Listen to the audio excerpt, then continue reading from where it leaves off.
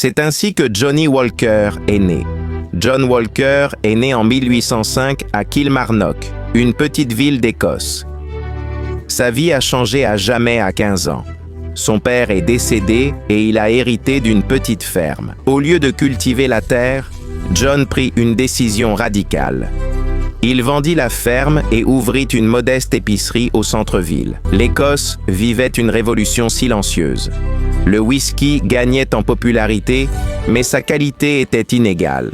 Certaines bouteilles étaient excellentes, d'autres presque imbuvables. John, perfectionniste et obsédé par l'expérience client, vit une opportunité là où d'autres ne voyaient que chaos. À une époque où chaque distillerie défendait son produit comme unique, John les combina pour créer quelque chose de meilleur.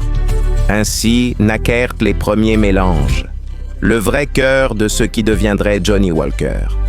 Quand John mourut en 1857, il laissa plus qu'une boutique.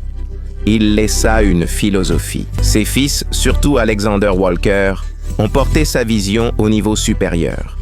Ils créèrent une bouteille carrée résistante au transport et une étiquette inclinée à 24 degrés qui rendait la marque visuellement distinctive. Petits détails, mais géniaux. Alexander comprit aussi le pouvoir du marketing avant tout le monde. Quand d'autres vendèrent du whisky, lui vendaient une histoire de progrès, d'élégance et d'ambition. Ainsi naquit l'icône du Striding Man, l'homme qui avance, symbole de progression sans arrêt. Avec le temps, Johnny Walker devint le whisky le plus vendu au monde, présent dans plus de 180 pays. Tout commença avec un jeune orphelin qui refusa son destin et décida d'en créer un nouveau. John Walker n'a pas juste créé une boisson, mais une marque représentant bien plus.